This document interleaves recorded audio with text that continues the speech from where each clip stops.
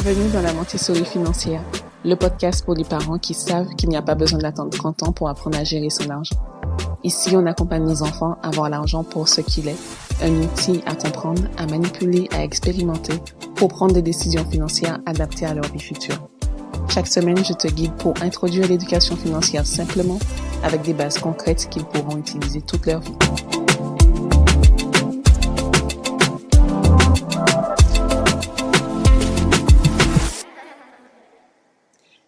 Aujourd'hui, j'ai envie qu'on aborde la perception que nos enfants peuvent avoir de l'argent. Pas juste l'argent pour acheter une glace ou l'argent qu'on pourrait leur donner en argent de poche. Non, je parle de l'argent qu'on apprend à comprendre, à respecter, à utiliser comme un outil pour atteindre ses objectifs. Et surtout, du coup, je parle de l'éducation financière. Cette éducation qu'on n'a pas forcément eue, nous, en tant qu'adultes, celle qu'il aurait fallu qu'on reçoive avant de signer des crédits sans comprendre réellement l'engagement qu'on prenait, avant de galérer chaque fin de mois et qu'on allait piocher dans nos épargnes, avant de croire qu'être à l'aise, c'était principalement pour les autres.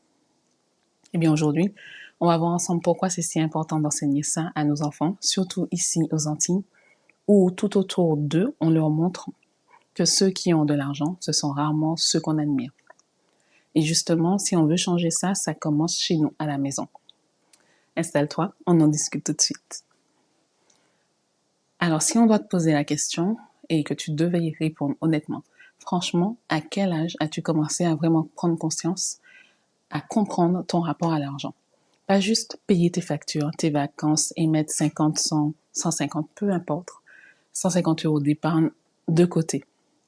Mais comprendre que l'argent, ça circule, qu'on peut le faire fructifier, comment ça s'organise et comment on évite de tomber dans des galères ou dans des insécurités. Moi, je le dis honnêtement, ça m'est arrivé après 30 ans. Avant, je faisais comme je pouvais, comme j'estimais qu'il fallait faire. Je n'étais pas en galère, j'avais beaucoup d'épargne sur mes différents livrets, mais ça s'arrêtait là. Et pourtant, j'avais fait des études en gestion. Mais ça, gérer mon argent, on ne me l'avait pas appris. Et c'est ça le problème, on apprend trop tard. Et entre-temps, on prend des habitudes pas toujours géniales. On signe des crédits à la consommation sans comprendre les taux. On vit au-dessus de ses moyens pour suivre le rythme, mais sans vraiment se rendre compte qu'on est au-dessus de nos moyens. On croit que pour être quelqu'un, il faut montrer qu'on a réussi à l'extérieur, ce qui passe par la voiture, la maison, la garde-robe, peu importe.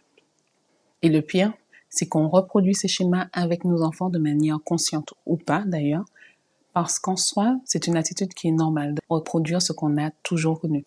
Surtout si on n'a pas conscience que notre comportement n'est pas le meilleur. Par exemple, quand on leur dit juste « l'argent ne tombe pas du ciel, l'argent ne pousse pas sur les arbres » ou « c'est trop cher, je n'ai pas les moyens », on ne leur explique pas comment ça fonctionne vraiment. Du coup, eux aussi vont grandir en mode « l'argent, c'est un peu un mystère, je fais comme je peux, tant que mon compte n'est pas en rouge, ça va ». Du coup, ils vont se débrouiller comme ils peuvent, comme nous on a fait. Et ça, c'est clairement un cycle. Il faut quand même garder en tête que nos enfants ne sont pas bêtes. Ils voient bien ce qui se passe. Ils captent très tôt qui a l'argent et qui ne l'a pas. Et ici aux Antilles, il faut être honnête, quand ils regardent autour d'eux, eh bien, les gens qui possèdent les grandes entreprises, les terres, les centres commerciaux, les grosses voitures, ce ne sont pas des gens qui leur ressemblent. C'est souvent des béquets, des noms qu'on connaît tous et toutes sur l'île, des familles qu'on critique parfois très fort, parce qu'on sent bien qu'il y a une injustice, il y a une domination qui date de bien loin.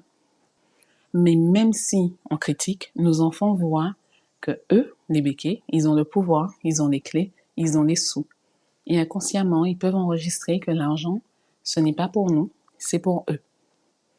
Alors imagine l'impact que ça peut avoir sur leur estime d'eux-mêmes. Tu peux leur dire qu'ils sont beaux, qu'ils sont intelligents, qu'ils peuvent réussir, mais si autour d'eux, la richesse est toujours associée à ceux qu'on ne respecte pas vraiment, comment ils vont faire le lien entre l'argent et quelque chose de positif, de respectueux et d'éthique? C'est pour ça que je crois à fond à l'éducation financière comme un outil pour atteindre ces objectifs, pour que nos enfants puissent se dire « moi aussi je peux et je vais le faire ». Donc quand on parle d'argent, on pense souvent à épargner, à ne pas gaspiller, mais pour moi l'éducation financière c'est bien plus que ça. C'est apprendre à faire des choix, à anticiper, à investir et à créer de la valeur. Et c'est surtout une question d'impact qu'on a avec son propre argent. C'est comprendre que ton argent peut travailler pour toi, que tu n'es pas obligé de tout mériter à la sueur de ton front, 40 heures par semaine jusqu'à la retraite. Et surtout, c'est éviter les pièges qu'on a connus, les dépenses impulsives, les abonnements qui ne servent à rien, le découvert qui devient un mode de vie, les emprunts qui s'accumulent, les projets qu'on reporte toujours parce qu'on est à sec. J'estime que nos enfants méritent mieux que ça. Ils méritent une vision claire, ils méritent de savoir qu'on peut être noir, antillais, fier, intègre et à l'aise financièrement. Et il y a vraiment une chose que j'ai appris beaucoup trop tard, c'est que l'argent, même en silence, fait des choix. Il construit, il finance, il soutient ou il renforce ce qu'on combat. Je ne savais pas, par exemple, que mon argent pouvait avoir un impact positif sur d'autres. Que ce soit en soutenant une cause, en participant à des projets locaux ou simplement en choisissant où et comment je le dépense et dans quoi je l'investis, je fais un choix d'impact. Et je ne savais pas non plus que le laisser dormir sur les livrets que mes parents avaient ouverts pour moi à l'époque, c'était en fait laisser le pouvoir de décision à d'autres personnes et notamment à la banque. Que pendant que je laissais mon argent, mon épargne tranquillement en me disant je suis prudente, la banque, elle, l'utilisait pour prêter à d'autres, pour investir ailleurs sans que moi je touche vraiment une part juste des bénéfices. Et en faisant ça, en épargnant tous les mois sur mes livrets, je croyais vraiment être responsable. Je me disais, au moins je ne gaspille pas, je mets de côté. Mais en réalité, je laissais d'autres personnes décider à ma place de l'impact de mon argent. Je ne savais pas que je pouvais orienter cette puissance-là, cette énergie, pour servir des valeurs qui me ressemblent à moi. Et maintenant que je le sais, je ne veux pas que mes enfants grandissent dans cette même ignorance. Je veux qu'ils le sachent très tôt. Je veux qu'ils le sachent très tôt. Je veux que même un petit montant puisse faire une différence à leurs yeux simplement parce qu'ils ont choisi d'investir ce petit montant là où ils avaient envie de le faire en fonction de leurs valeurs. Je veux qu'ils sachent qu'ils ont le droit, eux aussi, de choisir ce que leur argent finance parce que ça, c'est une vraie liberté. Si j'avais su plus tôt que je pouvais investir, j'aurais acheté ailleurs qu'en France. J'aurais investi plutôt en bourse et en crypto-monnaie. Mais on m'a appris à travailler dur, pas à faire travailler mon argent. Aujourd'hui, je le sais et je ne veux pas que mes enfants attendent d'avoir 30 ans pour le découvrir aussi. Surtout qu'ici, aux Antilles, on vit dans un système où la richesse est concentrée entre peu de mains. Les grandes surfaces, les terres agricoles, les grandes boîtes, on les connaît et on sait qu'elles sont rarement aux mains des gens comme nous. Et même si on critique, on boycotte ou on s'indigne, mais si on veut vraiment que les choses changent, il faut qu'on entre dans le jeu. Pas pour jouer comme eux, mais pour jouer avec nos propres valeurs. Et pour ça, il faut préparer nos enfants, leur donner les clés, les armer, leur montrer que l'argent, ce n'est pas l'ennemi, c'est un outil pour bâtir, pour transmettre, pour les aider, pour se libérer. Alors voilà, c'est pour ça que j'ai choisi d'apprendre la gestion financière dès maintenant à mes enfants.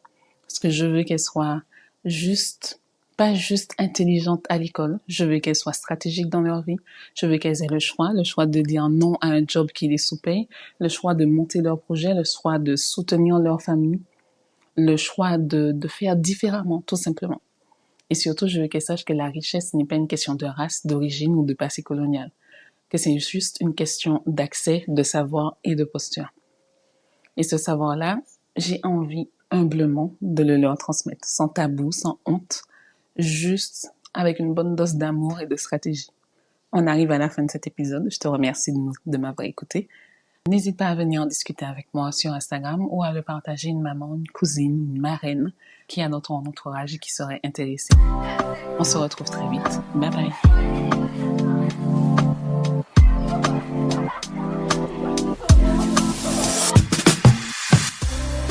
C'est déjà fini. Pense à t'abonner et à laisser un avis 5 étoiles. Si tu n'en vois pas l'intérêt, sache qu'en plus d'être informé de chaque nouvel épisode, tu contribues au succès de ce podcast. Plus il y aura de mamans impliquées comme toi dans l'éducation financière de leurs enfants, plus nous aurons des enfants capables de réfléchir, décider et agir avec l'argent de manière stratégique et intentionnelle. Alors je te dis à la semaine prochaine pour un nouvel épisode et en attendant, rejoins-moi sur Instagram sur la Montessori financière.